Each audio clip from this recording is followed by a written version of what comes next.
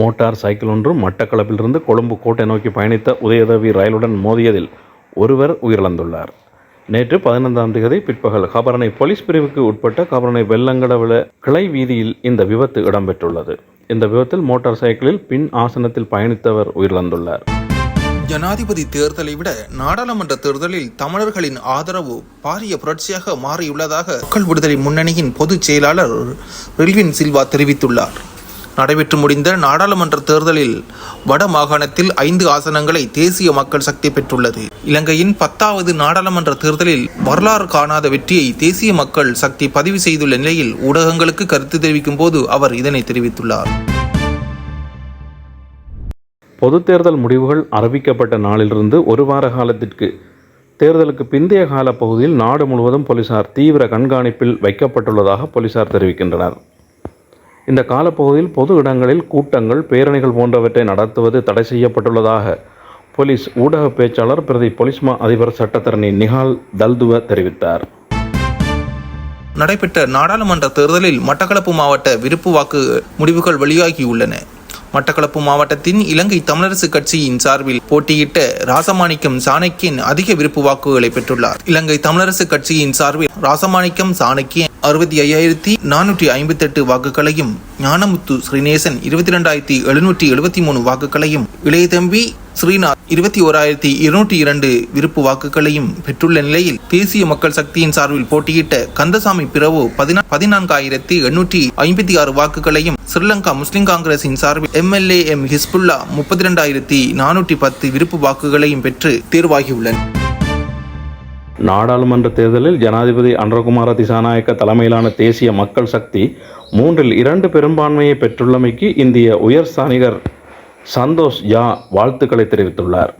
இது தொடர்பில் மேலும் தெரிய வருவதாவது: கடந்த 14ஆம் தேதி இலங்கையில் இடம்பெற்ற நாடாளுமன்ற தேர்தலில் மகத்தான வெற்றி பெற்றதற்கு வாழ்த்து தெரிவிக்கும் வகையில் தேசிய மக்கள் சக்தியின் தலைவரான ஜனாதிபதி அனுரகுமார திசாநாயக்கவை சந்தோஷ் ஜா சந்தித்து இந்திய அரசு சார்பில் வாழ்த்து தெரிவித்துள்ளார். இலங்கை தமிழரசு கட்சி மட்டக்களப்பில் 96,751 வாக்குகள் பெற்று 5 இடங்களில் 3 இடங்களை வென்றுள்ளது. இலங்கையின் 22 தேர்தல் மாவட்டங்களில் மட்டக்களப்பு மாவட்டமே தேசிய மக்கள் சக்தி தோல்வியடைந்த ஒரே மாவட்டமாகும். 1,650 மில்லியன் ரூபாவுக்கு அதிக பெறுமதியுடைய ஹெரோயின் மீட்பு. கடற்படையினரால் மேற்கு கடற்பரப்பில் முன்னெடுக்கப்பட்ட ரோந்து நடவடிக்கையின் போது கைப்பற்றப்பட்ட ஹெரோயின் போதைப்பொருள் 1,650 மில்லியன் ரூபாவுக்கு அதிகம் என்றும் இது குறித்த மேலதிக விசாரணைகள் போலீஸ் போதைப்பொருள் ஒழிப்பு பிரிவினரால் முன்னெடுக்கப்பட்டு வருவதாக கடற்படை ஊடகப் பிரிவு தெரிவித்துள்ளது.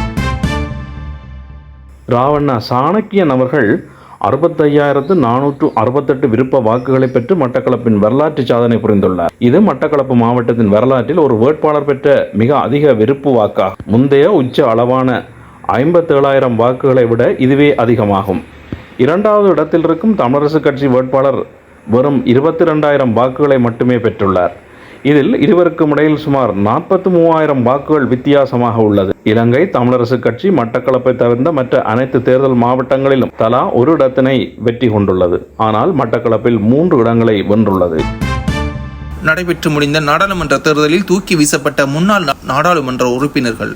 மட்டக்களப்பு மாவட்டத்தில் போட்டியிட்ட முன்னாள் ராஜாங்க அமைச்சரும் தமிழ் மக்கள் விடுதலை புலிகள் கட்சியின் தலைவருமான சிவனேசதுரை சந்திரகாந்தன், ஜனநாயக தமிழ் தேசிய கூட்டமைப்பின் தலைமை வேட்பாளராக போட்டியிட்ட முன்னாள் நாடாளுமன்ற உறுப்பினர் கோவிந்தன் கருணாகரன் தோல்வியை தழுவியுள்ளனர். அதேவேளை யாழில் முன்னாள் அமைச்சரும் ஈழ மக்கள் ஜனநாயக கட்சி செயலாளர் நாயகமுமான டக்ளஸ் தேவானந்தா தனது 30 வருட அரசியல் வாழ்க்கையில் படுதோல்வியடைந்துள்ளார். அதேவேளை இங்கும் சித்தார்த்தன் மற்றும் ஜனநாயக போராளிகள் கட்சியினர் என பலரும் படுதோல்வியடைந்துள்ளனர்.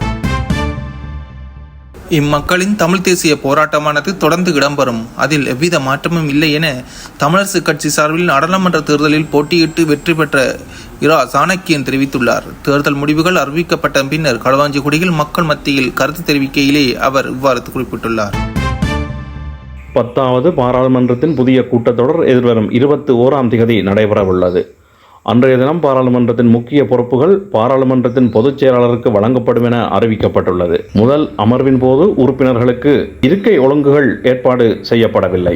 அதன்படி எம்பிக்கள் எந்த இருக்கையில் வேண்டுமானாலும் அமரலாம். செங்கோலை வைத்த பிறகு சட்டசபையில் வேலை தொடங்கும். முதலில் புதிய சபாநாயகர் தெரிவு செய்யப்படுவார். முதலில் சபாநாயகர் பதவி பிரமாணம் செய்து வைப்பது பாராளுமன்ற மரபு. அதன் பின் எம்பிக்கள் பதவியேற்பு விழா நடைபெற உள்ளது. துணை சபாநாயகர் மற்றும் ஏனைய முக்கியஸ்தர்கள் பாராளுமன்ற வாக்கெடுப்பு மூலம் தேர்ந்தெடுக்கப்படுவார்கள் என்று தெரிவிக்கப்பட்டுள்ளது. தேசிய பட்டியலூடாக நாடாளுமன்றம் செல்ல மாட்டேன் என முன்னாள் நாடாளுமன்ற உறுப்பினர் MAN சுமந்திரன் தெரிவித்துள்ளார். அவர் மேலும் தெரிவித்தாவது, கட்சி என்ன தீர்மானம் எடுக்கும் என நான் முன்கூட்டியே தெரிவிக்க முடியாது. கட்சியினது முடிவு இறுதியானதாக இருக்கும். நான் கட்சியின் சகல முடிவுகளுக்கும் கட்டுப்பட்டவனாக இருக்கின்றேன். இந்த விடயத்தில் நான் எனது நிலைப்பாட்டை ஏற்கனவே தெளிவாக சொல்லி இருக்கின்றேன். மக்கள் முன்வந்து தேர்தலில் போட்டியிட்டு மக்களால் தெரிவு செய்யப்படாத நிலையில் தேசிய பட்டியல் மூலம் நாடாளுமன்றம் செல்வதை நான் விரும்பவில்லை என்பதை நான் தெளிவாக தெரிவிக்கின்றேன்.